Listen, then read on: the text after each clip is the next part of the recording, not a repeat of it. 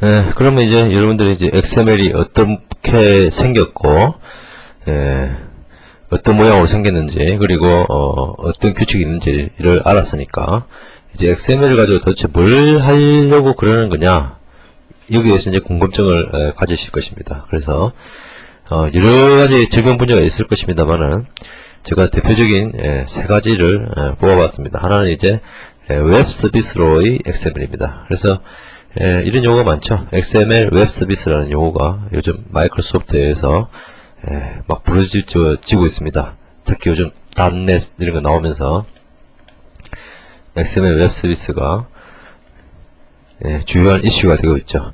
그리고 두 번째가 이제 또 유용한 용도라고 생각되는 것이 데이터 스토리지로서의 XML, 즉 어떤 데이터를 파일을 저장할 때 포맷으로 무엇을 선택할 것이냐, 그 중에 XML도 한번 생각해봐라, 이런 얘기고요. 그 다음에 이제 리모트 프로시저 콜, 이건 뭐 쉽게 말해서 네트워크 통신 간의 프로토콜을 말하는 것인데요. 네트워크 통신을 할 때 이 프로토콜이 뭐 지금까지 어떻게 여러분들이 하셨는지 모르겠습니다만은 XML 한번 적용해보면 어떠냐, 이런 것이죠. XML의 특징이 아주 좋은 특징들이 있기 때문에 이런 세 가지 주요 적용 분야를 적용해 보시면 여러분들의 어플리케이션을 좀 더 유연하고 깔끔하게 만들 수 있을 거라고 생각됩니다. 한번 그러면 본격적으로 보도록 할까요? 그 웹 서비스로의 XML 한번 보도록 하죠. 기존의 이제 웹 서비스는 주요한 이제 기술 언어가 랭귀지가 이제 HTML이었습니다. 기존에는 HTML 기반의 웹 서비스였는데, 이 문제점이 뭐냐면, 문제점이 많죠. 어떤 문제점이 있냐면, 제일 큰 문제점이 이겁니다. 바로 HTML은 데이터와 렌더링이 혼재되어 있습니다. 즉 뭐냐면 HTML이 표현하고자 하는 그 자료 있죠. 그러니까 HTML로 뭔가 사용자한테 뭔가 자료를 보여주려고 그러는데, 이 자료와 이 자료를 잘 보여주기 위해서 꾸미는 이 뭐랄까요, 장식, 이 렌더링 부분, 그리는 부분이 이게 혼재가 되어 있다는 것입니다. 혼재가 되어 있어서 이 HTML을 이제 결과적으로 웹 브라우저에서 보면 이것은 이제 휴먼 리더블 하죠. 사람이 보기에는 편하지만 기기가 보기에는 상당히 어렵다는 것입니다. 예를 들어서 이제 쇼핑몰 사이트가 있습니다. 쇼핑몰 사이트에 이제 쇼핑몰 사이트를 웹으로 들어가서 보면 뭐 예를 들어서 컴퓨터 가격이기 때문에 컴퓨터 뭐 램이 있는데 램 뭐 어디 거는 S사 거는 얼마, 뭐 128메가짜리가 얼마, 이렇게 이제 HTML 형식으로 만들어져 있습니다. 근데 이 HTML 데이터가 막 태그가 앞에 붙어 있죠. 뭐 폰트 태그도 붙어 있을 수 있고, 여러분들 한번 실제로 보시면 이 HTML 자료, 우리가 이제 이것을 프로그램적으로 받아와서 이 HTML을 받아와서 읽어가지고 과연 램의 128메가짜리 램의 가격이 얼마다, 10만원이다, 이런 가격을 뽑아오기가 과연 얼마나 어려울까요? 굉장히 어렵습니다. 이 쇼핑몰이 하나만 있는 것이 아니라, 예를 들어서 이제 가격 비교 서비스 같은 것을 생각해 보시면 되는데요. 쇼핑몰 A가 있고 쇼핑몰 B가 있는데, 이 쇼핑몰 B는 또 다른 식으로 똑같은 제품을 설명합니다만 이 램이 128메가가 9만원 이렇게 되어 있습니다. 근데 사람이 볼 때는 딱 양쪽 보면 보기 편하게 되어 있죠. 그러나 이제 이 HTML을 긁어 와서 이 램 가격 부분을 파싱해 내려고 그러면 이것은 또 다른 태그로 쌓여져 있다 이러면 이게 굉장히 복잡하다 이거죠. 이렇게 이제 휴먼 리더블 하지만 머신이 리더블 하지 않다. 즉 프로그램적으로 이 파싱하기는 굉장히 쉽지 않다는 것입니다. 그래서 이 가격 비교 사이트가 나올 수밖에 없는 이유가 나올 수밖에 없는 이유라기보다는 가격 비교 서비스를 개발하기 어려운 이유가 각 쇼핑몰마다 이 HTML을 쓰는 방식이 다 틀리기 때문이죠. 참 문제죠. 그렇다면 각 쇼핑몰마다 똑같은 타입의 똑같은 형식의 어떤 데이터, 즉 뭐 램이라면 이 램 뭐 제품 코드 같은 게 있으면 좋겠죠. 무슨 코드 같은 게 있고 이름을 램, 규격을 128메가, 가격은 얼마, 이렇게 딱 어떤 형식이 있다면 다 각 쇼핑마다 똑같은 형식으로 뭔가 자료를 내준다면 가격 비교 서비스를 개발하기가 쉽겠죠. 그렇죠. 이 똑같은 형식의 후보가 되는 것이 바로 XML이 된다는 것이죠. 그래서 아까 봤듯이 XML로 만든다면 뭐라고요? 물건 한글로 보면 태그가 안 됩니다만은 하고 코드는 뭐다. 그 다음에 또 뭡니까? 이름은 뭐다. 그 다음에 규격은 뭐다. 그 다음에 가격은 얼마다. 이런 식으로 똑같은 형식의 XML로 이 각 쇼핑몰들이 아웃풋을 내준다면 가격 비교 서비스를 개발하기가 굉장히 쉽겠죠. 그래서 이제 HTML은 이 데이터와 렌더링이 혼재되어 있어서 어떤 자료로서의 가치는 굉장히 떨어진다. 보기는 좋지만 그렇다면 이것만 문제가 있느냐? 또 그건 아니죠. 그 웹을 개발하는 웹 개발하는 프로젝트에서 두 가지 부류의 개발자가 붙습니다. 한 부류는 뭐냐면 디자이너죠. 웹 디자이너가 붙고요. 그 웹 디자이너는 쉽게 말해서 아티스트죠. 그림을 그리고 그다음에 HTML을 어떻게 하면 예쁘게 만들 것이냐, 폰트를 뭐로 선택할 것이냐, 바탕색은 뭐로 할까, 뭐 이런 것들을 고민하는 사람들이죠. 그리고 또 하나의 부류의 사람이 붙는데 하나는 뭐냐면 웹 개발자가 붙죠. 웹 개발자가 주로 하는 일은 물론 이제 또 하나 더 나눠준다면 이제 데이터베이스 매니저 이런 사람도 있겠지만 어쨌든 웹 개발자가 다 한다면 어떤 자료를 DB에 어떻게 저장하고 어떻게 패치할 것인가, 가져올 것인가. 그리고 보통 웹 스크립트 서버 사이드 스크립트죠. 예를 들어서 ASP 같은 거요. ASP 같은 걸 돌려서 이제 HTML 동적으로 만들어내는데요. ASP나 JSP, 서블릿 이런 것들이 있죠. 이 웹 개발자들이 이제 ASP나 JSP, 자바 서블릿 같은 이런 코딩을 해야 됩니다, 실제로. 또 ASP 같은 경우는 VB 스크립트나 자바 스크립트를 작성하는데요. 이런 코딩을 하는 사람이 있죠. 이 웹 디자이너가 코딩까지 하면 좋지만 대부분의 경우 웹 디자이너는 그래픽 툴, 포토샵이나 이런 그래픽 툴을 다루는 이런 엔지니어들이고 웹 개발자들은 예를 들어서 MS 쪽이라면 비주얼 인터 데브나 데이터베이스 같으면 SQL 서버나 오라클 같은 이런 것을 다루는 이런 사람들이죠. 이 두 부류는 굉장히 영역도 틀리고 하는 일도 완전히 성격이 확 틀립니다. 그렇죠. 그렇기 때문에 이 두 개발자가 동시에 작업을 들어가야 되는데 이 작업의 대상은 뭐냐면 HTML보다는 ASP라고 예를 듭시다. ASP라는 것이죠. ASP. 그러니까 웹 디자이너도 이 ASP 파일을 읽어서 디자인을 해야 됩니다. 폰트를 뭐로 할 것인지 태그를 넣고 또 바탕색을 뭐로 할 것인지 태그를 건드려야 되고 이 웹 개발자도 똑같이 ASP 소스를 건드려서 스크립트 부분을 작성해야 됩니다.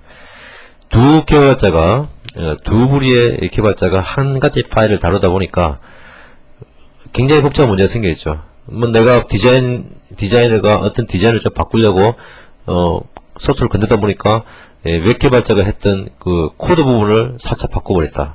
그래서 문제가 생긴 경우도 있고 웹 개발자가 뭔가 바꾸다 보니까 디자인이 완전히 망가지는 경우 이런 경우가 있죠. 굉장히 복잡합니다.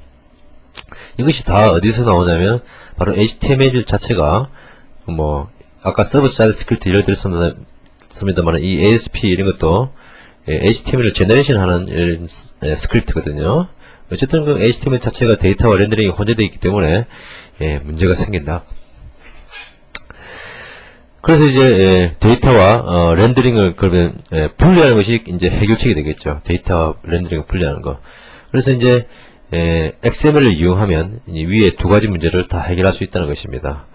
뭐냐면 XML이 원래 데이터를 표현하는 언어라고 그랬습니다. 그래서 데이터는 XML을 표현하고 렌더링은 또 다른 XML인 XSL이라는 것은 Extensible Stylesheet Language입니다.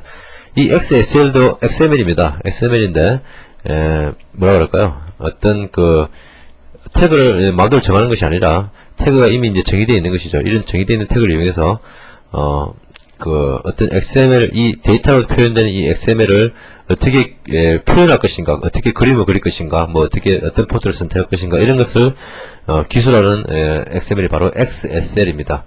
그래서 데이터는 XML을 표현하고 렌더링은 XSL이 담당하면 이렇게 분리되고, 웹 디자이너와 웹 개발자가 같은 파일을 작업해야 될 경우도 없고, 그러니까 웹 디자이너는 XSL만 건들면 되고, 웹 개발자는 DB로부터 XML만 제너레이션만 해주면 되죠. 그러니까 보통 DB로부터 XML을 만드는데요. 이렇게 분리가 되기 때문에 아주 이로운 점이 있다. 이것은 마치 이제 MFC에서 그 비주얼 C++의 아주 메인 클래스 라이브러리인 MFC에서 보면 도큐멘트와 뷰가 있죠. 도큐멘트와 뷰를 분리했죠. 도큐멘트는 실제 데이터를 다루고 있고 뷰는 데이터를 어떻게 렌더링할 것인가를 기술하는 코드죠. 이 두 개를 구분하는 이유가 MFC에서도 데이터와 렌더링이 혼재되어 있는 것, 즉 데이터 부분과 뷰가 혼재되어 있음으로 인해서 코드가 복잡해지는 것을 막기 위해서 MFC가 이 두 개를 분리해 놓은 것이죠. 이것을 연상하시면 쉽게 이해되실 것입니다. 실제로 말만 하지 말고 실제로 어떻게 하는지 예를 보도록 하죠. 참고로 이 예는 MSDN에 제가 어느 문서인지 기억은 안 납니다만은 MSDN에 있는 문서에서 제가 발췌를 한 것입니다. 이제 이 부분은 이제 HTML입니다. 그러니까 HTML로 햄버거가 있고 카우버거라는 게 있고 2.99달러고 그리고 이것은 그리시가 무슨 뜻인가요? 찾아보질 않았는데 뭐 뜻이 있겠죠. 찾아볼까요? 잠깐만 기다려 주십시오. 아이고 사전을 띄우려고 그랬는데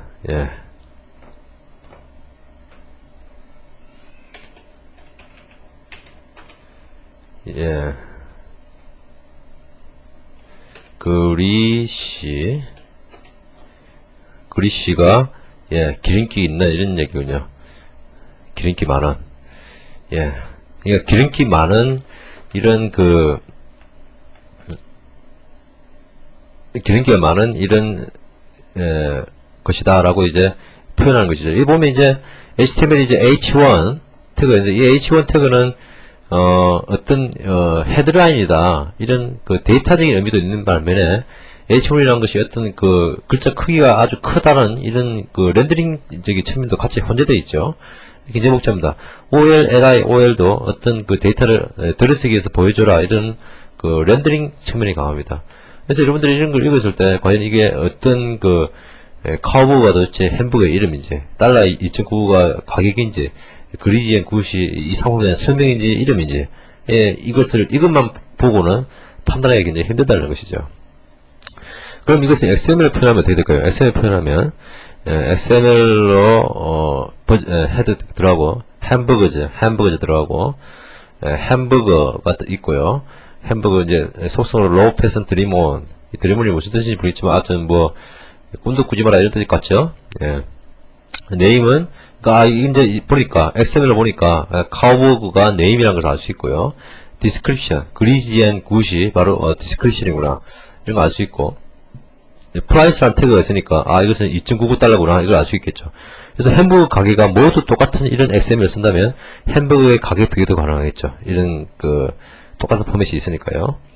그래서 이렇게 XML을 만들면 이것은 이것은 보는 코드는 전혀 없습니다. 보기 위한 코드는 전혀 없고 즉 렌더링에 관련된 건 없고 전혀 이제 데이터만 있는 것이죠. 그래서 데이터가 딱 구분이 되어 있는데 이름은 뭐고 설명은 뭐고 가격은 뭐다. 이게 하나의 햄버거다. 이렇게 데이터만 딱 표현이 되어 있는 것이죠.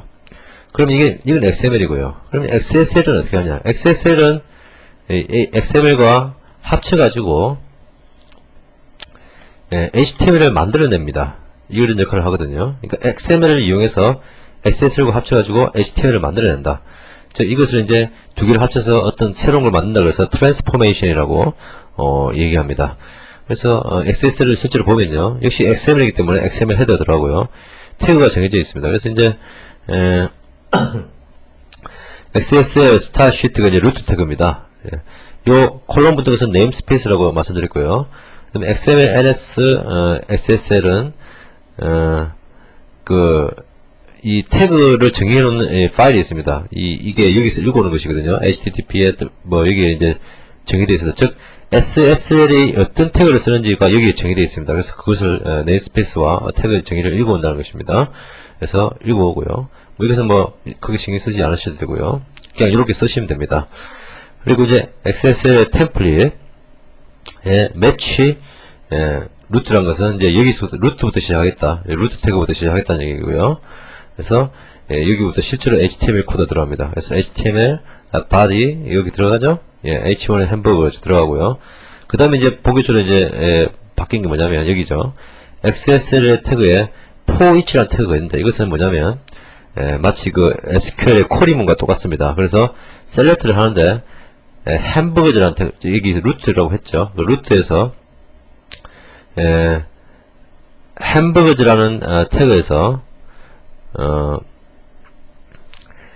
햄버거즈라는 태그에서 그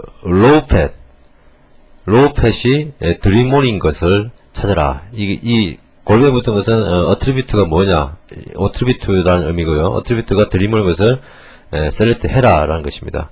그래서 이제 요게 여기서 닫히죠. 그래서 만약에 이게 여러 개 있다면 햄버거 여러 개 있다면 여러 개가 동시에 이 폼을 돌듯이 돌게 됩니다. for each 문이니까요. 돌게 되고 XSL 밑에 보면 li 해서 요 부분이 들어갔고 XSL value of select name 돼 있는데 value of란 것은 요렇게 해서 조건으로 select를 해서 찾은 것을 일종의 레코드에서 얻어와서 이 select name 있죠. 이 name 태그를 select 하는 것이죠. 그러면 이 select 한 것을 value니까 요 놈입니다. 이 텍스트 부분을 말하거든요. 그래서 LID에 바로 요 부분 대신 뭐가 대체되냐면 이 카우버그가 대체되는 것이죠.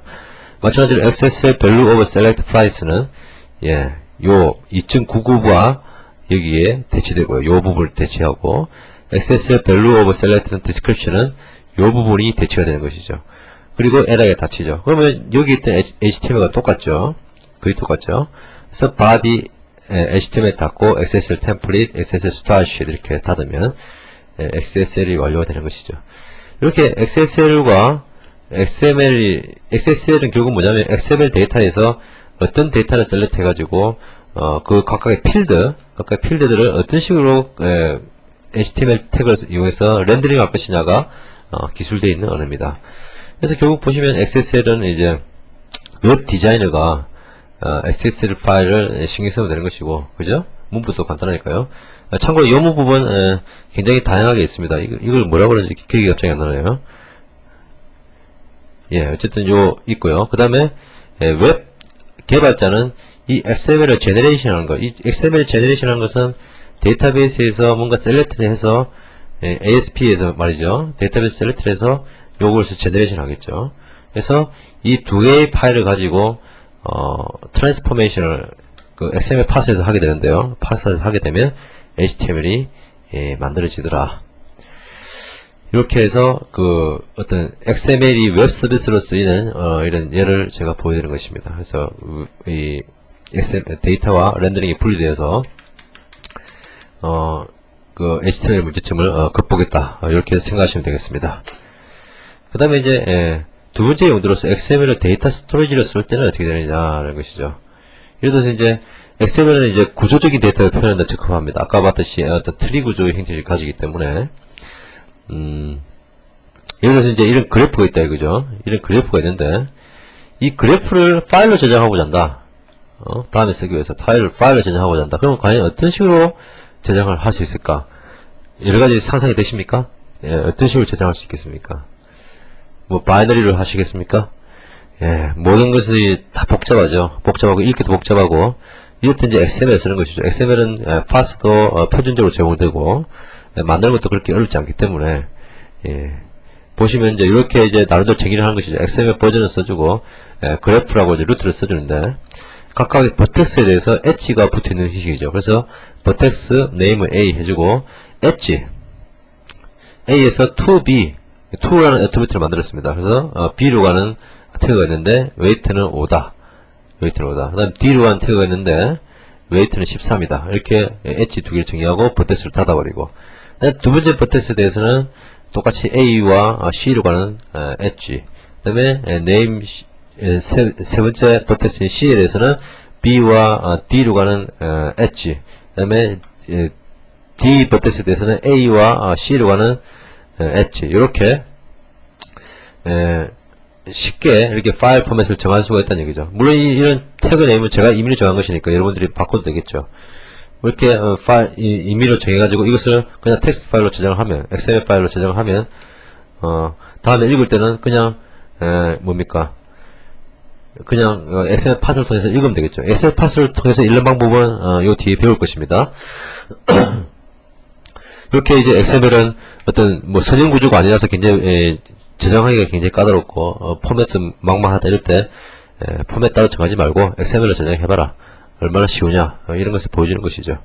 실제로도요. 실제 상용 프로그램에서도 프로그램 중에서도 그 XML로 저장한 예가 있는데 이 XML을 저장할 때의 유일한 단점이 뭐냐면 텍스트 파일로 저장하기 때문에 이 한 글자 한 글자가 다 한 바이트죠. 굉장히 그래서 열고 닫고 하는 이런 그 똑같은 태그 네임을 여러 개 쓰고 해서 약간 비효율적인 면이 있습니다. 그 파일 용량이 좀 커지겠죠. 그래서 실제로 그 무료 사무용 프로그램으로 유명한 요즘 그 마이크로소프트 오피스에 대항하기 위해서 그 오픈 오피스, 그 선에서 라이선스 받아가지고 스타 오피스라고 내놓은 거 있죠.